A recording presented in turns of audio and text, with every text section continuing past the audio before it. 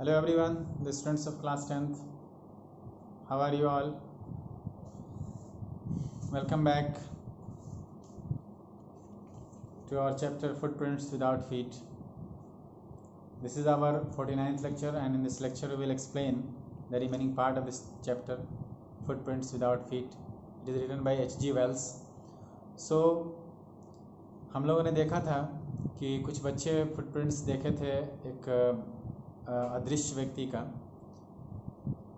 वो धीरे धीरे वो फुटप्रिंट्स ख़त्म हो गया, लेकिन ये था कौन? ये ग्रिफिन था, एक साइंटिस्ट जिन्होंने जो बड़ी कोशिश कर रहा था कि मैं एक दवा बनाऊं जिससे आदमी इनविजिबल हो जाए, और उसने अपने एक्सपेरिमेंट करते करते कुछ दवा उन्होंने पी लिया जिसकी वजह से वह इनविजिबल हो गया था, एकदम ट्रांसपेरेंट हो गया था, दिखाई नहीं दे रहा था। और इसी दौरान उसके मकान मालिक ने एक बार उसको मांगा उससे पैसा, भाड़ा, वो नहीं दिया, उसके पास थे नहीं, और गुस्से में आकर के वो कहा कि खाली कर दो मेरे लोगों को, तो गुस्से में आकर उसने घर जला दिया। और उसके बाद वो बेघर होकर के घूम रहा था गलियों में। फिर उसके बाद वो भाग करके चला जाता है एक ईपिंग गांव में, और वहाँ पे एक होटल में अपना जगह लेता है, शरण लेता है। वहाँ पे जब जाता है तो क्या होता है, चलिए हम लोग देखते हैं। नहीं, अभी वहाँ पे गया नहीं है, अभी लंदन में ही है, बाद में वो जाएगा। तो फिर एक वो दुकान में चला जाता है अपने आप को गर्म करने के लिए, एक कपड़े की दुकान में। वहाँ पे जब जाता है तो कपड़ा अंदर खरीद, जब दुकान बंद हो जाती है तब वो अंदर चला गया रहता है कि दुकान जब बंद हो जाती है तो वो कपड़े पहन लेता है और वो विजिबल हो जाता है। फिर खाना वगैरह खा लेता है जो ग्रॉसरी शॉप से उसने चुराया होता है, और इस तरह से वो वहाँ पे रह रहा होता है। लेकिन जब रात में खाना खाता है उसको नींद आ जाती है, और वो सुबह में अपने आप को सही समय पे नहीं जगा पाता, जिसके कारण क्या होता है उसके साथ। If only Griffin had managed to wake up in good time all might have been well. अगर ग्रिफिन अपने आप को सही समय पे मैनेज कर लिया होता जगने में तो सब कुछ ठीक होता। As it was he did not wake up until the assistant were already arriving next morning. ऐसा था कि वो उस वक्त तक नहीं जग पाया जब तक असिस्टेंट लोग जो दुकान में काम करने वाले थे वो सब पहुंचना शुरू कर दिए थे। When he saw a couple of them approaching, he panicked and began to run. जब उन लोगों में से दो को देखा कि चला आ रहा है तो ये डर गया और फिर दौड़ना शुरू कर दिया। They naturally gave chase, और वो नेचुरली वो उनको पीछा किया इसका। In the end, he was able to escape only by quickly taking off his newly found clothes. और वो अंत में बच पाया ऐसे कि वो अपना जो नया जो पाया हुआ था कपड़ा उसको निकाल के फेंक दिया। तो so once more he found himself invisible but naked in the chill January air. तो फिर एक बार फिर से वो अपने आप को इनविजिबल पाया, अदृश्य पाया, लेकिन एक बार फिर से वो नंगा हो गया था उस जनवरी के हवा में, ठंडी हवा में। This time he decided to try to stock off a theatrical company in the hope of finding not only clothes but also something that would hide the empty space above his shoulder.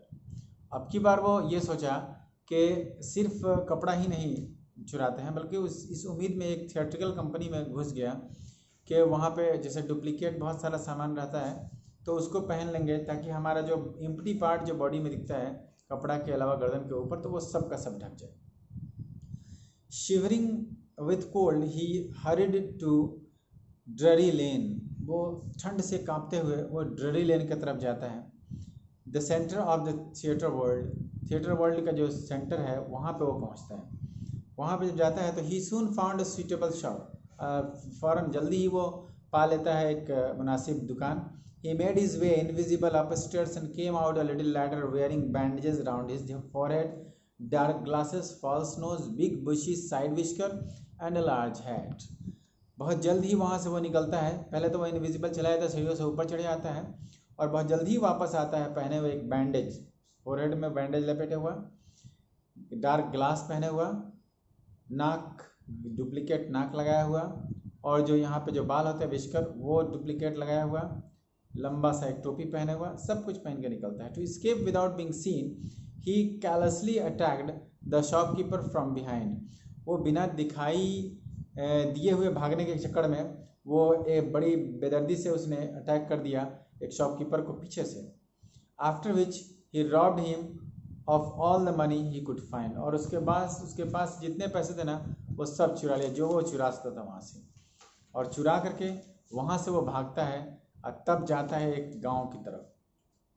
Eager to get away from crowded London, he took a train to the village of Epping, where he booked 2 rooms at the local inn.